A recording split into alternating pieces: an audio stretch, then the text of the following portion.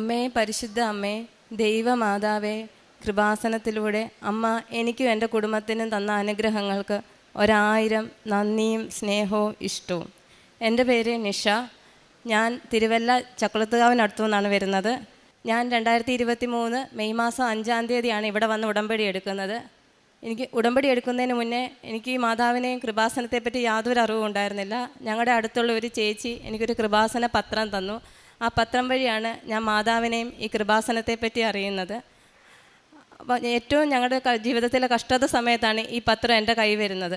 അപ്പോൾ പത്രം കിട്ടിയ ഉടനെ വളരെ ഒരു ക്യൂരിയോസിറ്റി തോന്നിയിട്ട് ഞാൻ വീട്ടിൽ വന്ന ഉടനെ തന്നെ ഈ പത്രം ഫുൾ ഇരുന്ന് വായിച്ചു. ശരിക്കും വായിച്ച് ഞാൻ അവിടെ ഇരുന്ന് ഉറങ്ങിപ്പോയി. കുറച്ച് കഴിഞ്ഞപ്പോഴത്തേക്ക് എൻ്റെ ചെവിയിൽ ഒരു സ്വരം കേൾക്കാം, വേക്കപ്പ് വേക്കപ്പ്, എന്തോ ഒരു സ്വരം. ഞാൻ ഭയങ്കര കണ്ണ് തുറക്കുന്നത് ഭയങ്കര ചിരിച്ചുകൊണ്ടാണ് കണ്ണ് തുറക്കുമ്പം എൻ്റെ കണ്ണിലോട്ടൊരു സ്വർണ്ണ ഗോൾഡൻ കളറിൽ ലൈറ്റ് വന്നടിക്കുന്നതായിട്ട് എനിക്ക് ഫീൽ ചെയ്തത്. എനിക്ക് ഭയങ്കര ഒരു സന്തോഷം തോന്നി. ദൈവമേ, മാതാവ് എന്നെ വിളിക്കുന്നത്. അതിന് മുന്നേ ഞാനൊരു ഹിന്ദു വിശ്വാസിയാണ്. ഒരു ക്രിസ്ത്യ അങ്ങനെ ഒരു വിശ്വാസം എനിക്കില്ലായിരുന്നു. എന്നാൽ വിശ്വാസം ഇല്ലാതെയില്ല, വിശ്വാസം ഒരു വേറൊരു മൈൻഡിലായിരുന്നു. അപ്പോൾ എനിക്ക് അന്നേരം പെട്ടെന്ന് തോന്നി ഇവിടെ വരണം. ഞാൻ എൻ്റെ ഹസ്ബൻഡിനോട് പറഞ്ഞു നമുക്ക് കൃപാസനത്തിൽ പോകണമെന്ന് പറഞ്ഞു. പക്ഷെ എൻ്റെ ഹസ്ബൻഡ് ഇതിന് മുന്നേ തന്നെ മാതാവിനെ നന്നായിട്ട് വിളിക്കുന്ന ഒരാളായിരുന്നു.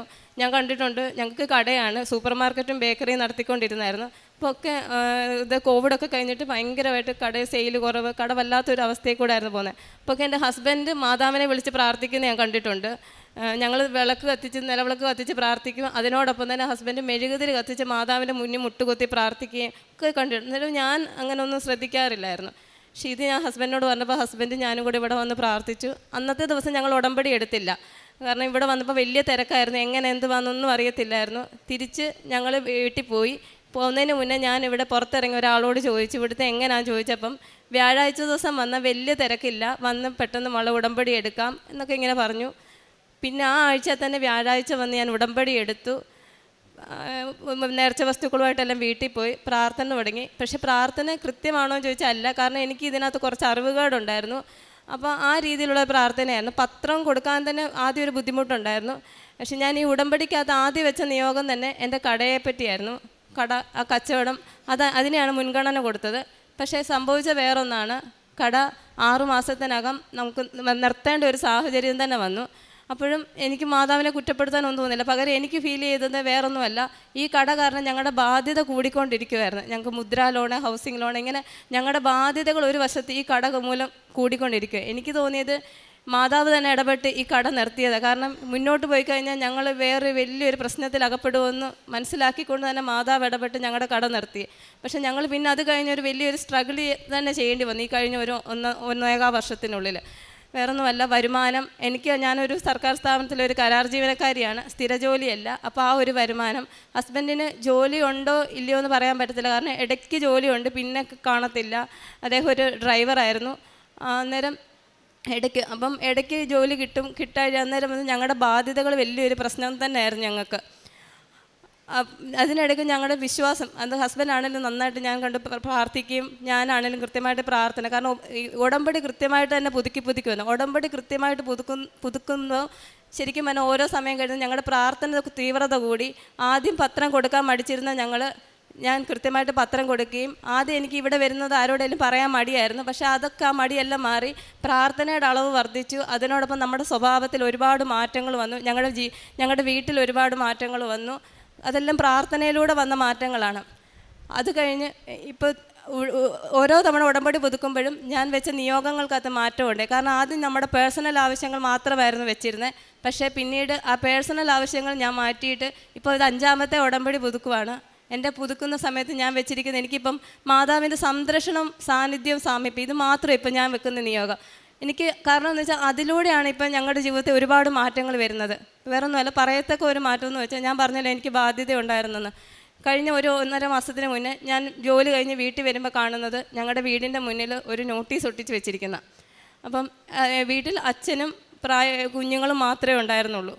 അപ്പം ഞാൻ നോട്ടീസ് കണ്ടപ്പോൾ ഞാൻ എൻ്റെ മോളോട് ചോദിച്ചു, എന്താ മോനെ ജപ്തി നോട്ടീസ് വില? സത്യത്തിൽ തമാശയായിട്ടാണ് ഞാൻ ചോദിച്ചത്. പക്ഷേ അവൾ വളരെ നെർവസായിട്ട് പറഞ്ഞു ആണമ്മേ ആന്ന് പറഞ്ഞു. അപ്പോൾ ശരിക്കും ഹൗസിംഗ് ലോണിൻ്റെ ജപ്തി നോട്ടീസ് വന്ന് ഒട്ടിച്ചു. ബോർഡും കൊണ്ട് അവരുടെ വീടിൻ്റെ വെളിയിൽ തൂക്കി വെച്ചിട്ട് പോയി. പക്ഷേ അച്ഛനാണെങ്കിൽ പിന്നെ നാണക്കേട്, അല്ലെന്ന് വെച്ചാൽ പബ്ലിക് കണ്ടു കഴിഞ്ഞാൽ നാണക്കേടല്ലേ, അച്ഛൻ ആ ബോർഡ് എടുത്ത് മാറ്റി. ശരിക്കും വല്ലാത്തൊരവസ്ഥ. 7 ദിവസത്തിനകം പൈസ അടയ്ക്കണം, അല്ലെങ്കിൽ അവർ ജപ്തി ചെയ്യുമെന്നാണ് അവരതിനകത്ത് പറഞ്ഞിരിക്കുന്നത്. അപ്പോൾ ഹസ്ബൻഡിന് ചെറിയൊരു ജോലി ഉണ്ടായിരുന്നു, മൂന്നാറിലാണ്. അപ്പം ഞങ്ങൾ എന്ത് ചെയ്യണമെന്ന് അറിയത്തില്ല. നമ്മുടെ കയ്യിൽ ഒന്നും തന്നെ ഇല്ല. കാരണം നമ്മൾ വട്ടപൂജ്യത്തിലാണ് നിൽക്കുന്നത്, ശരിക്കും അറിയാം. അന്നേരം ഞാൻ എന്ത് ചെയ്യണമെന്ന് അറിയാൻ വയ്യ. 7 ദിവസം എന്നുള്ളത് ബാങ്കുകാർ പറഞ്ഞു 14 ദിവസം എന്നാക്കി തന്നു. 7 ദിവസം കൊണ്ട് നമ്മുടെ ഇല്ല, 14 ദിവസം കൊണ്ട് അടയ്ക്കാനും നമ്മുടെ കയ്യിലില്ല. ആ സമയത്ത് നമുക്ക് ആരോടെങ്കിലും പറയാൻ മടിയാണ്. കാരണം പറഞ്ഞു കഴിഞ്ഞാൽ ആൾക്കാരെന്ത് വിചാരിക്കും, ആളുകൾ എന്ത് പറയും. ഞങ്ങൾ ആരോടും പറഞ്ഞില്ല. നമുക്ക് ചോദിക്കാനൊരു മുഖം പോലും ഇല്ല മനസ്സിൽ. ബന്ധുക്കൾ അവിടെയൊക്കെ നമ്മൾ ശരിക്കും അറിയാം, നമുക്ക് ആരുമില്ല എന്നുള്ളൊരു ഫീലിംഗ് ഇങ്ങനെയൊക്കെയുള്ള സമയത്ത് നമുക്ക് ശരിക്കും അറിഞ്ഞിട്ടുണ്ട്. ഇപ്പം എൻ്റെ ഒരു ഫ്രണ്ടുണ്ട്, അവൾ ഇസ്രായേലിലെ നേഴ്സാണ്. ഞാൻ അവളോട് മാത്രം പറഞ്ഞു. അവളോട് പറഞ്ഞപ്പോൾ അവൾ പറഞ്ഞു, നീ ആരോടും പറയാതെ മറച്ചു വെച്ചിരുന്നു, ഇത് എങ്ങനെ സോൾവ് ആകുമെന്ന് ചോദിച്ചു. ഞാൻ പറഞ്ഞു, ആരോട് പറഞ്ഞിട്ട് എന്താ കാര്യം, പറഞ്ഞു കഴിഞ്ഞാൽ നമ്മളെ ഹെൽപ്പ് ചെയ്യാൻ ആരെങ്കിലും ഉണ്ടെങ്കിൽ നമ്മളവരോട് പറഞ്ഞാൽ പോരെ. അവൾ എൻ്റെ കുറേ കൂട്ടുകാരും കൂടി എനിക്ക് കുറച്ച് പൈസ തന്നു.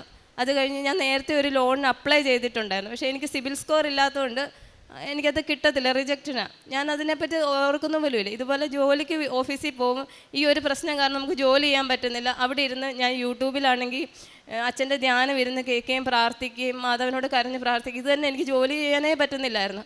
അത് കഴിഞ്ഞ ഒരു ദിവസം വൈകുന്നേരം ഓഫീസ് ടൈം കഴിയാറായി, 4:30 ഞാൻ ഇറങ്ങാൻ നേരം ആയപ്പോഴത്തേക്ക് എനിക്കൊരു ഫോൺ വരിക, ഇതുപോലെ ലോൺ നേരത്തെ കൊടുത്ത ലോൺ സാങ്ഷൻ ആയെന്ന്. അപ്പം നമുക്ക് എന്ത് പറയണമെന്ന് അറിയത്തില്ല, കാരണം എൻ്റെ സിബിൽ സ്കോർ എനിക്കറിയാം എത്ര ഉണ്ട് എന്നുള്ളത്. അപ്പം ഞാൻ അന്നേരം ഞാൻ പറഞ്ഞു ഹസ്ബൻഡിനോട് ആലോചിച്ചിട്ട് പറയാമെന്ന് പറഞ്ഞു. അപ്പോൾ ഹസ്ബൻഡിനോട് ചോദിച്ചപ്പോൾ പറഞ്ഞു, എടി ഇത് മാതാവ് നമുക്ക് തന്നതാണ് ഈ ഒരു അവസാന നിമിഷത്തിൽ. കാരണം 14 ദിവസം ബാങ്കുകാർ ടൈം തന്നിരിക്കുന്നത്. അപ്പോൾ കുറച്ച് അടച്ചു കഴിഞ്ഞ് കഴിഞ്ഞാൽ നമുക്ക് അവരെ ഒന്ന് പിടിച്ചു നിർത്താൻ പറ്റും, ആ ഒരു തുകയേ ഉള്ളൂ. അപ്പം ഞാൻ പറഞ്ഞു ഓക്കെ എന്ന് പറഞ്ഞു.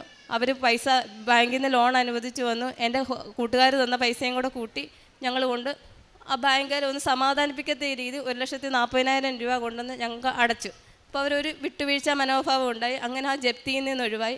ഇത് പിന്നെ ബാക്കി തുകയുണ്ട്. ബാക്കി തുകയെപ്പറ്റി ശരിക്കും ഞങ്ങൾ ബോധേഡല്ല. കാരണം ഈ 1,40,000 രൂപ ഒരിക്കലും ഞങ്ങളുടെ കഴിവ് കൊണ്ടല്ല അന്ന് പോയി അടച്ചത്. മാതാവിൻ്റെ ഈശോയുടെ ഒറ്റ അനുഗ്രഹം കൊണ്ട് മാത്രമാണ് ആ ഒരു തുക അടച്ച് ഞങ്ങൾക്ക് ആ ജപ്തിയിൽ നിന്ന് അന്ന് ഒഴിവാകാൻ പറ്റിയത്. ഈ ഒരു സമയം തന്നെ, ഇപ്പോൾ ഈ ജപ്തിയുടെ ഈ ഒരു സമയം തന്നെ അടുത്ത കേസ് വരും. കാരണം ഞാൻ പറഞ്ഞത് ഞങ്ങൾക്ക് കടയുണ്ടായിരുന്നു, അത്യാവശ്യം മുദ്രാ ലോണും കാര്യങ്ങളും ഒക്കെ ഉണ്ടായിരുന്നു. അപ്പോൾ ഒരു പ്രൈവറ്റ് ബാങ്കിൽ ഞങ്ങൾക്ക് ഒരു ബിസിനസ് ലോൺ ഉണ്ടായിരുന്നു, അതിൻ്റെ കേസായി ഈ ഒരു സമയത്ത് തന്നെ വന്നിരിക്കും. അത് 1,13,000 രൂപ അടയ്ക്കണം. അവരത് കേസാക്കിയേക്കുക, എൻ്റെ പേരിലാണ് ലോൺ എടുത്തിരിക്കുന്നത്. അപ്പോൾ അതുകൊണ്ട് എനിക്ക് കേസ്. അപ്പം എൻ്റെ ഹസ്ബൻഡിന് എപ്പോഴും ഒരു വിഷമമാണ്, അത് കേസായി കഴിഞ്ഞ് കഴിഞ്ഞാൽ എന്ത് ചെയ്യും, ഞാൻ കോടതിയിൽ കയറേണ്ടി വരും. ഇതൊക്കെ പുള്ളിക്ക് വലിയ വിഷമമായിരുന്നു. പക്ഷേ ഈ എന്തോ ആ സമയത്ത് അവരൊരു പ്രൈവറ്റ് ബാങ്കുകാരായിട്ട് അവർ പറഞ്ഞു, നിങ്ങൾ 33,000 രൂപ അടച്ചു കഴിഞ്ഞ് കഴിഞ്ഞാൽ നിങ്ങൾക്ക് ഈ ലോൺ മൊത്തം ക്ലോസ് ചെയ്ത് തരാമെന്ന് പറഞ്ഞു. കാരണം ഞങ്ങൾ അടയ്ക്കാനുണ്ട് മുതൽ അതിൽ കൂടുതൽ, അതുപോലും കുറച്ചിട്ട് ഒരു പ്രൈവറ്റ് ഫിനാൻസ് ആയിട്ട് പോലും 33,000 രൂപ തന്നാൽ ലോൺ ക്ലോസ് ചെയ്യാമെന്ന് പറഞ്ഞു. ഞാൻ ആ മാസത്തെ എൻ്റെ സാലറിയും എൻ്റെ ഹസ്ബൻഡിൻ്റെ സാലറിയും കൂടെ കൂട്ടി ഞങ്ങൾക്ക് ആ ലോൺ അടയ്ക്കാൻ പറ്റി. ഇതും ശരിക്കും മാതാവിൻ്റെ അനുഗ്രഹം തന്നെയാണ്.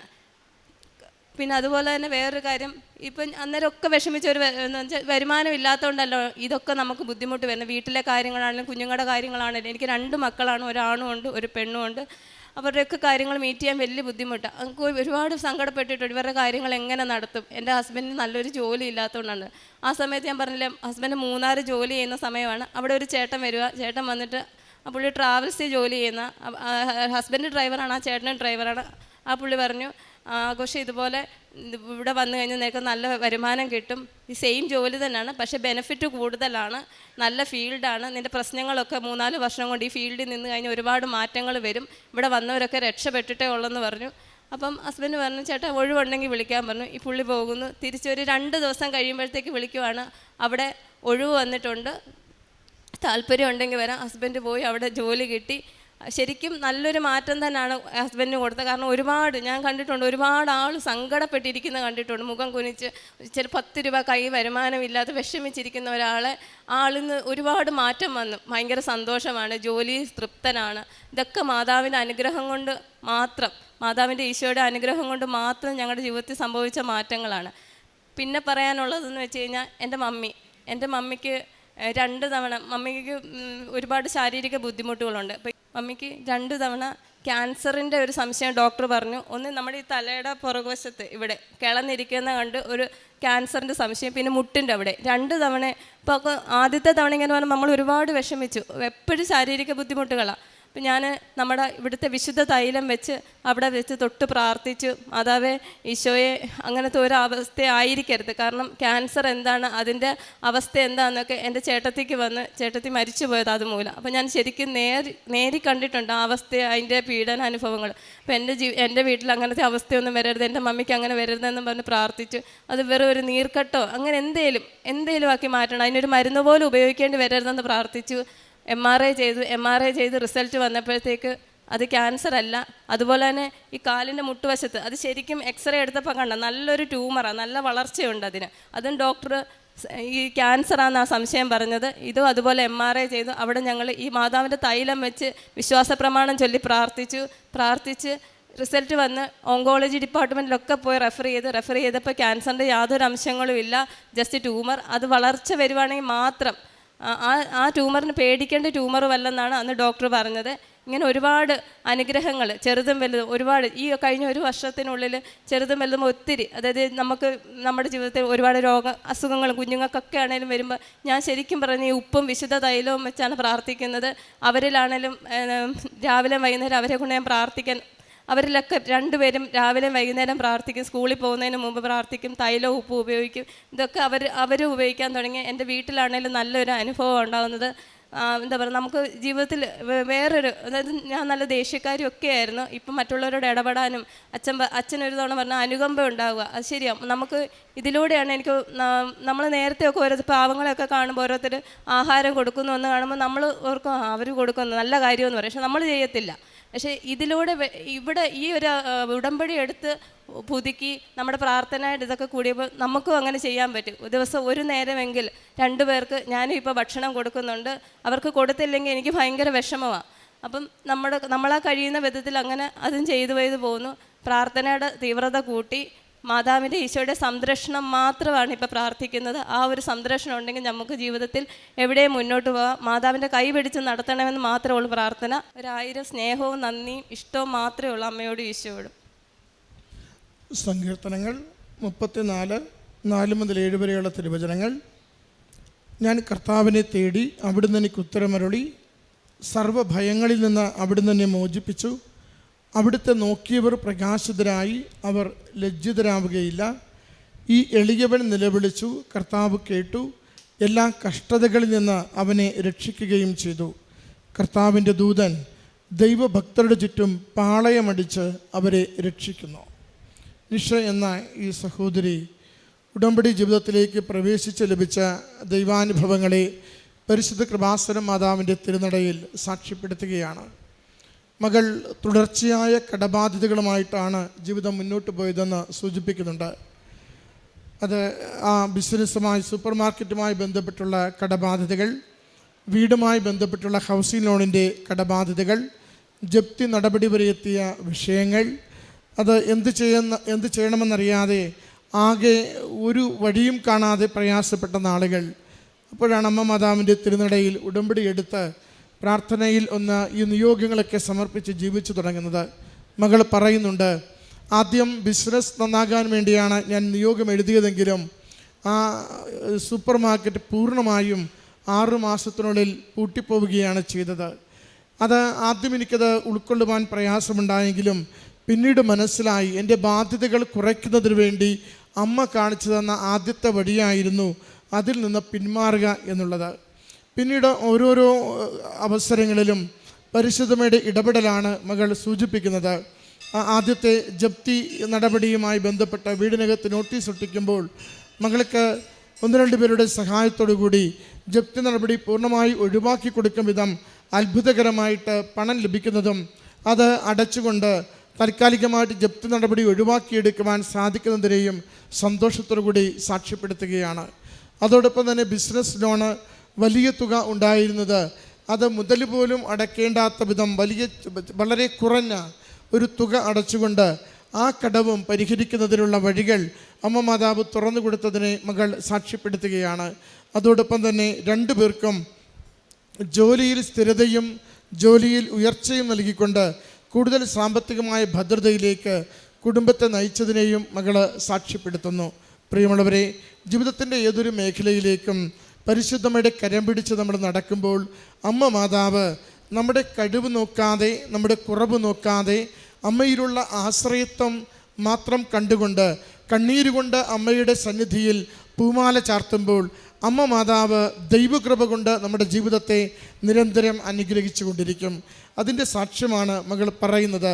എല്ലാ വഴികളും അടയുമ്പോൾ, സഹായിക്കുവാൻ ആരുമില്ലെന്ന് തിരിച്ചറിയുമ്പോൾ, എൻ്റെ സഹായവും എനിക്കുള്ള വഴിയും ഈശോയുടെ വഴിയും ഈശോയുടെ സഹായവുമെന്ന് തിരിച്ചറിഞ്ഞ് അമ്മ മാതാവിനെ കൂട്ടുപിടിച്ച് പ്രാർത്ഥിക്കുമ്പോൾ അമ്മ മാതാവ് അത് വേഗത്തിലാക്കി നൽകുന്നുവെന്ന്, അപകടകരമായ അവസ്ഥയിൽ നിന്ന് വേഗത്തിൽ അതിൽ നിന്ന് രക്ഷിക്കുന്നുവെന്ന് മകൾ ഇവിടെ സാക്ഷ്യപ്പെടുത്തുകയാണ്. കൂടാതെ സഹോദരിയുടെ അമ്മയ്ക്ക് വന്ന രോഗസൗഖ്യത്തെക്കുറിച്ചും അവൾ സാക്ഷ്യപ്പെടുത്തുന്നുണ്ട്. ഇത് നമുക്ക് കൈമാറുന്ന സന്ദേശം പരിശുദ്ധമ്മയിലുള്ള ആശ്രയത്വം നമ്മുടെ ക്ലേശങ്ങളെ ലഘൂകരിക്കുന്നു, ഭാരങ്ങളെ ലഘൂകരിച്ചു തരുന്നു. ലൈറ്റ് വെയ്റ്റിംഗ് ആയിട്ട് നമുക്ക് കാര്യങ്ങൾ മാറിക്കിട്ടുന്നു. നമ്മുടെ കഴിവ് കൊണ്ടല്ല, ദൈവകൃപ കൊണ്ട്. Not by merit but by grace. നമുക്ക് ദൈവകൃപ കൊണ്ട് നമ്മുടെ ജീവിത പ്രശ്നങ്ങളെ പരിഹരിക്കുവാനുള്ള പുതിയ വഴികളെ അമ്മ നമുക്ക് തുറന്നു തരുന്നു. അതോടൊപ്പം തന്നെ നമ്മളെ അനാഥരായി വിടില്ല, നിരാശരായി വിടില്ല, പരിത്യക്തരാക്കില്ല. മറിച്ച് ജീവിതം സുരക്ഷിതമാക്കും വിധം അമ്മ മാതാവ് നമ്മളെ നയിക്കുകയും അനുയോജ്യമായ ഇടങ്ങളിൽ നമ്മുടെ ജീവിതവും നമ്മുടെ സാമ്പത്തിക മേഖലകളും നമ്മുടെ കുടുംബ ബന്ധങ്ങളും സുരക്ഷിതമാക്കും വിധം സഹായിക്കുകയും ചെയ്യുന്നു.